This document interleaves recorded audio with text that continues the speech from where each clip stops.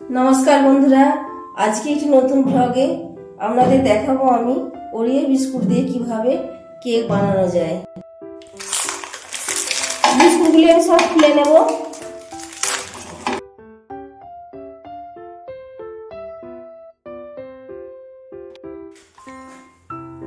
এরপর বিস্কুটগুলি আমি এভাবে খুলে ক্রিমটি আলাদা করে নেব।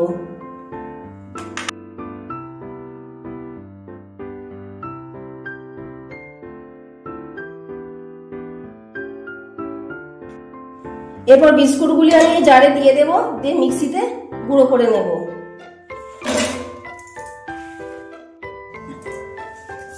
এখানে বিস্কুট গুঁড়ো হয়ে গেছে, এরপর ব্যাটার বানাবো।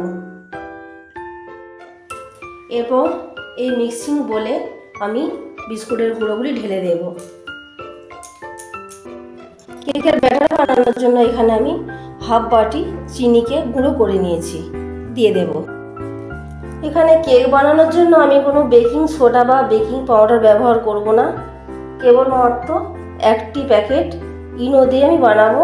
তো এখানে আমি অল্প টেম্পারেচার রাখা দুধকে নিয়েছি নর্মাল, এটি অল্প অল্প করে দিয়ে ব্যাটারটি তৈরি করে নেব।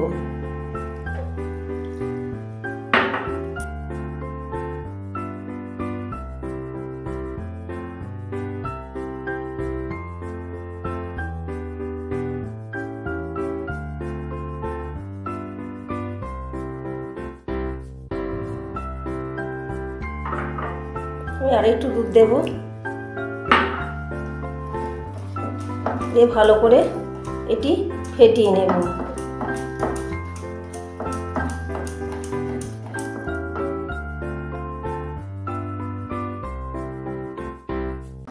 এখানে আমার কেকের ব্যাটার রেডি হয়ে গেছে, আমি 2 মিনিট ধরে ফাটিয়ে নিয়েছি। এরপর এটিকে আমি ঢাকা দিয়ে 10 মিনিট রেখে দেব। তো 10 মিনিট পর আমি ফিরে এলাম। এরপর এখানে আমি একটি ইনোর প্যাকেট পুরো দিয়ে দেব, তারপর ভালো করে আরেকবার ফেটিয়ে নেব।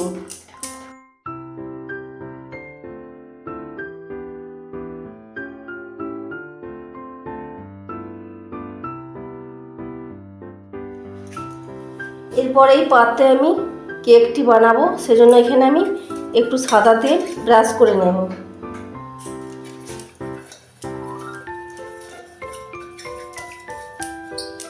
পুরো ভিতরটা এভাবে বুলিয়ে নেব,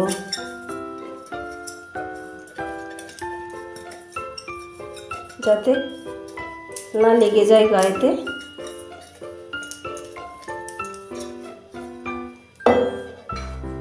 এরপর একটি কাগজকে আমি এর মধ্যে দিয়ে দেব। এরপর এটি তো আমি একটু তেল ব্রাশ করে নেব।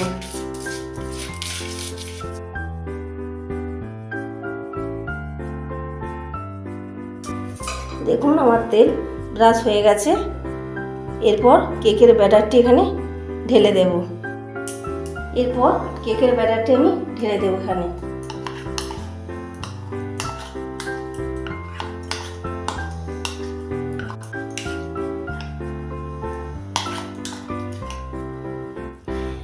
কেকটি আমি এই প্রেসার কুকারের মধ্যে বানাবো, সেজন্য এখানে আমি একটি স্ট্যান্ড বসিয়ে দিচ্ছি। এরপর আমি গ্যাস ওভেন এটি বসিয়ে দেব 3 মিনিট ফুল গ্যাসে আমি এটিকে গরম করে নেব। এরপর একটু আমি এটা ঠুকে নেব, যাতে হাওয়াটা বেরিয়ে যায় কেকের মধ্যে যে বাবলস আছে।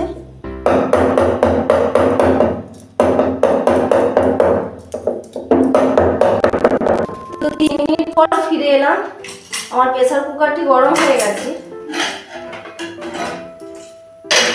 এরপর আমি গ্যাসের ফ্লেমটিকে স্লো করে দেব, আর এই কেকের পাত্রটি ওর মধ্যে আস্তে করে বসিয়ে দেব।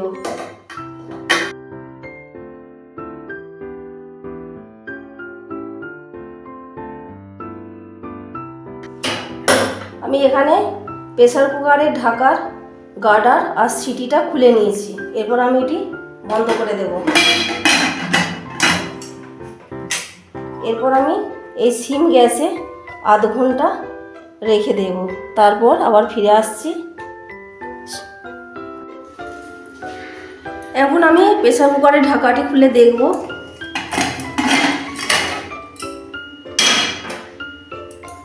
তো আমি বলেছিলাম আধ ঘন্টা পরে ফিরে আসছি, আমি আরও 5 মিনিট পরে এলাম, মানে 35 মিনিট পর ফিরে এলাম। তো দেখুন কেকটি আমার কি সুন্দর ফুলে উঠেছে। এরপর আমি এটি কাঠি দিয়ে দেখব এটি হয়েছে কিনা।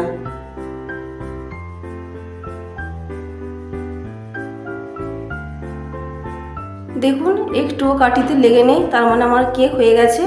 এরপর এটি আমি নামিয়ে ঠান্ডা করব, তারপর সার্ভ করব। এখানে আমি একটু ক্যাডবেরিকে গলিয়ে নিয়েছি এবং উপর থেকে ডেকোরেশনের জন্য একটু করে হালকা ছড়িয়ে দেব।